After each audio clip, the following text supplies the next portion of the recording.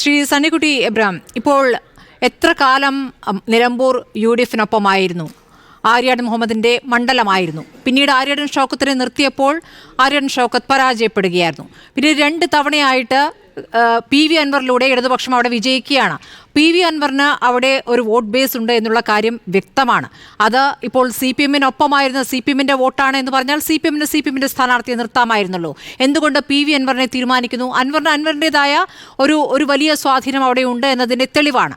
അപ്പോൾ CPM-ൽ നിന്നും അടർന്നു മാറി അല്ലെങ്കിൽ ഇടതുപക്ഷത്തു നിന്നും അകന്ന PV അൻവർ UDF-ന് നേട്ടമാകുമോ അതോ കോട്ടമാകുമോ? ഇന്നത്തെ അദ്ദേഹത്തിൻ്റെ രാവിലത്തെ പ്രതികരണം കൂടി കണ്ട ശേഷം എന്താണ് താങ്കളുടെ ഒരു വിലയിരുത്തൽ? അതിനു മുമ്പായിട്ട് CPM-ൻ്റെ പ്രതിനിധി അരുൺകുമാർ പറഞ്ഞ ഒരു ഒറ്റ വാചകത്തെക്കുറിച്ച് എനിക്കൊരു അഭിപ്രായം പറയാനുണ്ട്. അതായത് അദ്ദേഹം പറഞ്ഞത് വലതുപക്ഷ മാധ്യമങ്ങളും അല്ലെങ്കിൽ വലതുപക്ഷ രാഷ്ട്രീയ പാർട്ടികളും PV അൻവറിനെതിരായിട്ട് ധാരാളം ആക്ഷേപങ്ങളും ആരോപണങ്ങളും ഉന്നയിച്ചുകൊണ്ട് മുന്നോട്ട് വന്നപ്പോൾ അതിൻ്റെ സത്യാവസ്ഥ പുറത്തു കൊണ്ടുവന്ന് അദ്ദേഹത്തെ പ്രതിരോധിച്ചത് ഇടതുപക്ഷമായിരുന്നു എന്ന് പറഞ്ഞു. ശരിയാ, അൻവറിനെതിരായിട്ട് ആക്ഷേപം വന്നപ്പം CPM അടക്കമുള്ള LDF ആ ഒരു നിലപാടായി എടുത്തത്. എനിക്കറിയേണ്ട ഒറ്റ കാര്യമേ ഉള്ളൂ, അടുത്ത ഒരു ടേൺ വരുമ്പോൾ അദ്ദേഹം അത് വിശദീകരിച്ചാൽ മതി. അതായത് PV അൻവറിനെതിരായിട്ട് ഇപ്പോൾ നിലനിൽക്കുന്ന ആരോപണങ്ങൾ, നേരത്തെ അത് കോൺഗ്രസ്സുകാരും UDF-കാരും ഒക്കെയാണ് ഉന്നയിച്ചത്.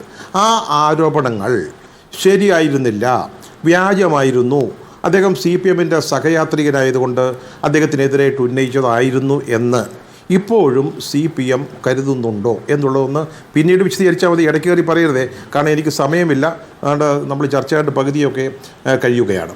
അതുപോലെ തന്നെ സ്മൃതി നേരത്തെ ചോദിച്ചു, കൺവീനറായിട്ട് ഇപ്പോൾ സ്റ്റേറ്റ് കൺവീനറായിട്ട് വന്നിരിക്കുന്നു, അദ്ദേഹത്തിൻ്റെ പദവി വല്ലാതെ ഉയർന്നിരിക്കുന്നു. ഈ കൺവീനർ എന്ന് പറഞ്ഞാൽ എന്തുവാ? എന്തെങ്കിലും ഒന്ന് കൺവീൻ ചെയ്യുന്ന ആളാണ്. അദ്ദേഹം എന്ത് കൺവീൻ ചെയ്യാനാണ്? എന്തിൻ്റെ യോഗം വിളിച്ചു കൂട്ടാനാണ്? ആരുടെ സമ്മേളനങ്ങൾ സംഘടിപ്പിക്കാനാണ്? ഈ സംസ്ഥാനത്ത് നിലവിലില്ലാത്ത ഒരു പാർട്ടിയുടെ നേതൃസ്ഥാനത്തേക്ക് അദ്ദേഹം വന്നിരിക്കുന്നു. അതിന് 2 കാരണങ്ങളുണ്ട്. അദ്ദേഹം എന്തുകൊണ്ട് നേരത്തെ DMK ചേരാൻ നോക്കിയതാണ്. DMK-യും CPM തമ്മിലുള്ള ബന്ധം, അല്ലെങ്കിൽ പിണറായിയും സ്റ്റാലിനും തമ്മിലുള്ള സൗഹൃദം അദ്ദേഹം അറിഞ്ഞില്ല, അല്ലെങ്കിൽ അത് മനസ്സിലാക്കിയില്ല. അദ്ദേഹം അവിടെ ചെന്നു, ആ വാതിലിൽ മുട്ടി നോക്കിയിട്ട് യാതൊരു പ്രയോജനവും ഉണ്ടായില്ല. പിന്നീടാണിപ്പോൾ തൃണമൂൽ കോൺഗ്രസിൻ്റെ വാതിൽക്കൽ അദ്ദേഹം മുട്ടുന്നത്. നമുക്കറിയാം എന്തുകൊണ്ടാണത്.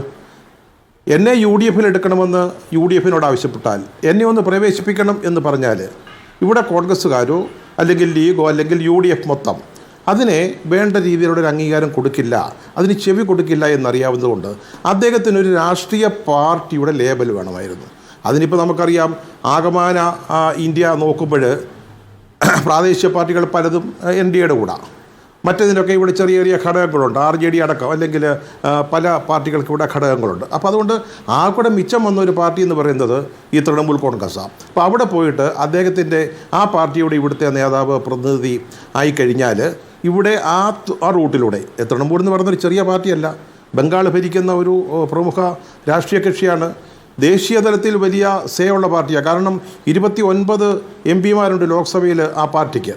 അത്തരത്തിലൊരു പാർട്ടിയുടെ പ്രതിനിധിയായിട്ട്, അല്ലെങ്കിൽ ആ പാർട്ടി ആവശ്യപ്പെടുക, ഇപ്പോഴും അവർ ഇന്ത്യ ഘടകത്തിൽ നിന്ന്, ഇന്ത്യ മുന്നണിയിൽ നിന്ന് പോയിട്ടില്ല, പ്രശ്നങ്ങളൊക്കെ ഉണ്ടാക്കുന്നുണ്ടെങ്കിലും, അപ്പോൾ അവരാവശ്യപ്പെട്ടാൽ സ്വാഭാവികമായിട്ട് ഒരു സ്ഥാനം, അല്ലെങ്കിൽ ഒരു ഘടകകക്ഷി എന്ന നിലയിലുള്ളൊരു സ്ഥാനം ലഭിക്കും എന്ന പ്രതീക്ഷയിലാണ് അൻവർ ഇപ്പോഴീ തൃണമൂൽ കോൺഗ്രസ് എന്ന് പറയുന്ന പാർട്ടിയിൽ, അല്ലെങ്കിൽ തൃണമൂൽ കോൺഗ്രസിൻ്റെ രാഷ്ട്രീയ ആശയങ്ങൾ എന്താ, അവരെന്തിനു വേണ്ടിയാണ് നിലകൊള്ളുന്നത്, അതെന്തെങ്കിലും ശ്രീ അൻവറിന് അറിയാമോ എന്ന് നമ്മൾ ചോദിച്ചു കഴിഞ്ഞാൽ അദ്ദേഹത്തിനൊന്നും അറിയണമെന്നില്ല.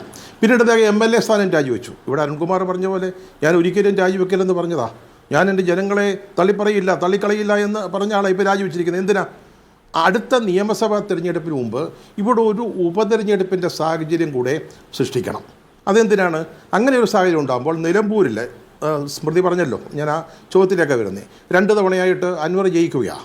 കോൺഗ്രസിൻ്റെ സീറ്റായിരുന്നു. ആദ്യം അത് കുഞ്ഞേരിയ, CPM-ൻ്റെ കുഞ്ഞേരിയാണ് ആദ്യം ആ മണ്ഡലം ഉണ്ടായപ്പോൾ ജയിച്ചതെന്നാണ് എൻ്റെ ഓർമ്മ. അതിനുശേഷം ആര്യാടൻ മുഹമ്മദ് ജയിക്കുന്നുണ്ട്, അതവിടെ നിൽക്കട്ടെ.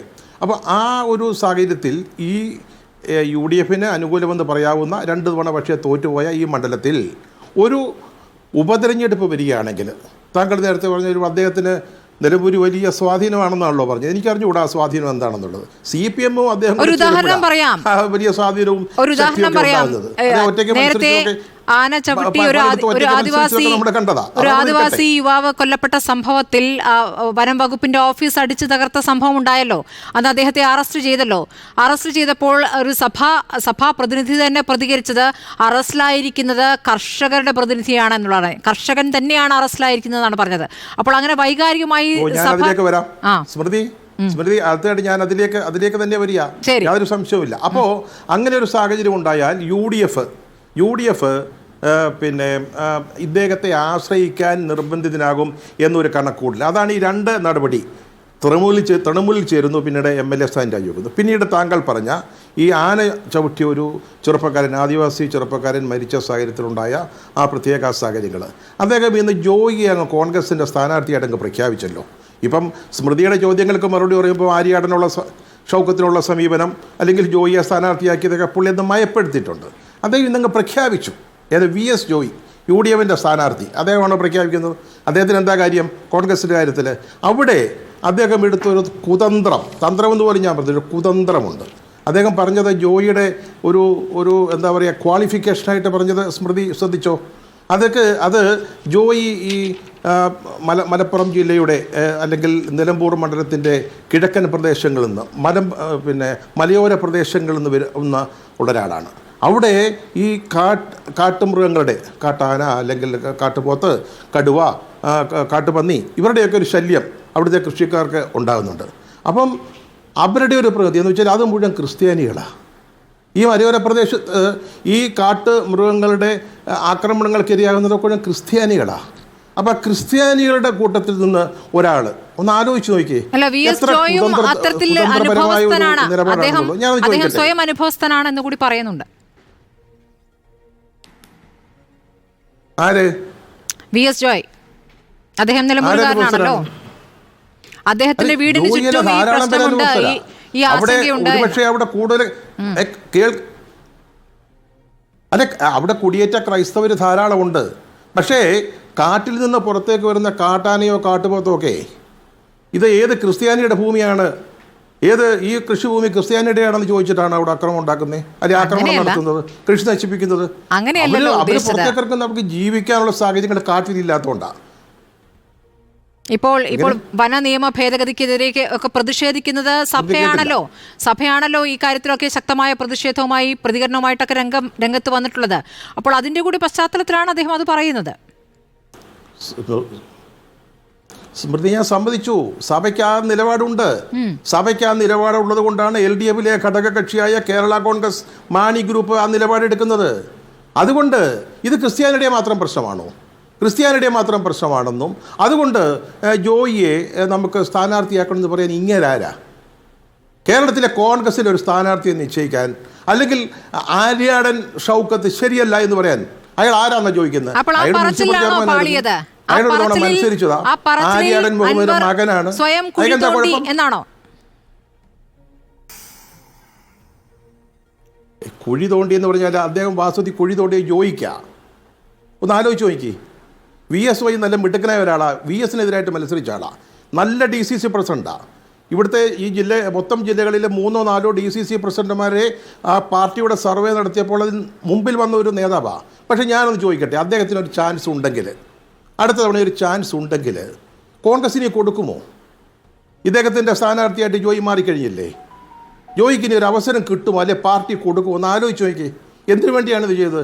ഷൗക്കത്തിനോടുള്ള ദേഷ്യത്തെക്കാളുപരി ജോയിയോടുള്ള എന്തോ അദ്ദേഹത്തിൻ്റെ അടുപ്പം, അത് ഏത് തരത്തിലുള്ള അടുപ്പമാണ്? എന്തിനാണ് അദ്ദേഹത്തെ സ്ഥാനാർത്ഥിയായിട്ട് പ്രഖ്യാപിച്ചത്? ഒന്ന് ആലോചിച്ച് നോക്കി. അങ്ങനെ ചെയ്യാൻ അൻവറിന് എന്ത് അധികാരം, അവകാശമുണ്ട്? അദ്ദേഹം കോൺഗ്രസ്സുകാരനല്ലല്ലോ. കോൺഗ്രസിനൊരു സംവിധാനമുണ്ടല്ലോ. ഇതുവരെ സ്ഥാനാർത്ഥികളെ തീരുമാനിച്ചത് കോൺഗ്രസിൻ്റെ നേതാക്കളല്ലേ. പിന്നെ ഒറ്റ കാര്യം കൂടെ ഞാൻ പറഞ്ഞിട്ട്, അദ്ദേഹം UDFിൽ വരുന്നതുകൊണ്ട് എന്താണ് പറയുന്നത്? UDF നേതാക്കൾ ചിന്തിക്കട്ടെ. കഥക് തുറന്നിട്ടില്ല എന്നൊക്കെ പറയുന്നുണ്ട്. തുറന്നകത്ത് കടത്തിയാൽ അത് UDFിന് ഗുണമാണോ എന്ന് ആലോചിക്കുന്നുണ്ട്. അദ്ദേഹം അതുപോലെ തന്നെ ഇപ്പം പ്രതിപക്ഷ നേതാവിനെതിരായിട്ടുള്ള ആക്ഷേപം അദ്ദേഹം മാപ്പ് ചോദിക്കുക. അദ്ദേഹം ഉന്നയിച്ചത് P. ശശി പറഞ്ഞിട്ടാണെന്ന് പറയാം ആക്ഷേപങ്ങൾ. അപ്പോൾ ഇതേ MLA പണിയാണോ ചെയ്തിരുന്നത്, അതോ കൊട്ടേഷൻ പണിയായിരുന്നു? P. ശശി പറയുക, അൻവറേ നാളത്തെ നിയമസഭാ സമ്മേളനത്തിൽ ഇത് കാച്ചിയേര് എന്ന് പറഞ്ഞാൽ ഉടനെ അവിടെ എഴുതി കൊടുത്തിട്ട് നിയമസഭയിൽ സ്പീക്കറോട് ഒരു വിവരം പറഞ്ഞിട്ട് അത് എഴുതി കൊടുക്കണം ആരോപണം ഉന്നയിക്കാൻ. എന്നിട്ട് വന്നിട്ട് 150 കോടി രൂപയുടെ പിന്നെ കള്ളപ്പണം VD സതീശന് കടപ്പുറത്ത് വന്നു. അവിടെ റെഫ്രിജറേറ്റഡ് മീൻ വണ്ടികളിലാണ് വന്നത്, അവിടുന്ന് വേറെ വണ്ടിയെ കൊണ്ടുപോയി എന്നൊക്കെ പറയും. ഇതേ ആരാ? MLA ജോലിയാണോ ചെയ്തിരുന്നത് അതോ കൊട്ടേഷൻ വർക്കായിരുന്നു? എന്നിട്ടിപ്പോൾ മാപ്പ് ചോദിക്കുക. ആലോചിച്ച് നോക്കണം, ചേലക്കരയിൽ കോൺഗ്രസിൻ്റെ സ്ഥാനാർത്ഥിയെ പിൻവലിക്കണമെന്ന് പറഞ്ഞ പാർട്ടിയാണ്. എന്നാൽ അദ്ദേഹത്തിൻ്റെ സ്ഥാനാർത്ഥിക്ക് വോട്ട് കിട്ടുന്നത് എത്ര വോട്ടാണ് കിട്ടിയത്? 3412 എന്തോ വോട്ടാണ് കിട്ടിയത്. കോൺഗ്രസിൻ്റെ സ്ഥാനാർത്ഥി രമ്യ ഹരിദാസ് അവരെ പിൻവലിച്ചാൽ ഞങ്ങൾ UDF അദ്ദേഹം പിന്തുണ കൊടുത്തേക്കാം. ഇപ്പോൾ അദ്ദേഹം സ്ഥാനാർത്ഥിയെ തീരുമാനിക്കുക കോൺഗ്രസ്സിന്. ഇപ്പം സതീശനോട് മാപ്പ് ചോദിക്കുക. ഏതാ ഇത്രയും കോടി രൂപയുടെ പിന്നെ ഗടാഗടിയൻ ആരോപണം ഉന്നയിച്ചിട്ട് മാപ്പ് ചോദിക്കുക. അദ്ദേഹം മാപ്പ് കൊടുത്തെന്ന് പറയുന്നത് കേട്ടു, അതെനിക്കറിഞ്ഞുകൂടാ. പക്ഷേ ഞാൻ ചോദിക്കുന്നത് ഇത്തരത്തിലുള്ള ഒരാൾ, അതാണ് സ്മൃതി ചോദിച്ച ചോദ്യത്തിന് എൻ്റെ ഉത്തരം. ഇത്തരത്തിൽ കോൺഗ്രസിനെ കൈകാര്യം ചെയ്തിരുന്ന ഒരു വ്യക്തി, ഇപ്പോൾ അദ്ദേഹം പറഞ്ഞത് പിണറായിസത്തിൻ്റെ കൗണ്ട് ഡൗൺ തുടങ്ങിയെന്ന്.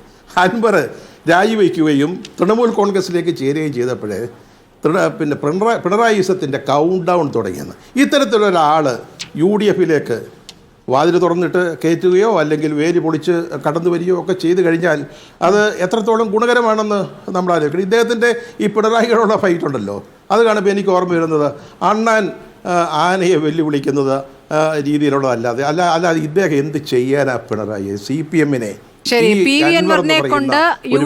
പിണറായിയുടെ ഔദാര്യത്തിൽ MLA അയാളാണ്. ശരി, അതാണ് താങ്കൾ വളരെ ഷാർപ്പായിട്ടാണ് പറഞ്ഞിരിക്കുന്നത്. PV അൻവർ ഈ ചർച്ച കാണുന്നുണ്ടെങ്കിൽ അദ്ദേഹം അത് ആ രൂപത്തിൽ മനസ്സിലാക്കുമെന്നറിയാം. നമുക്ക് നോക്കാം.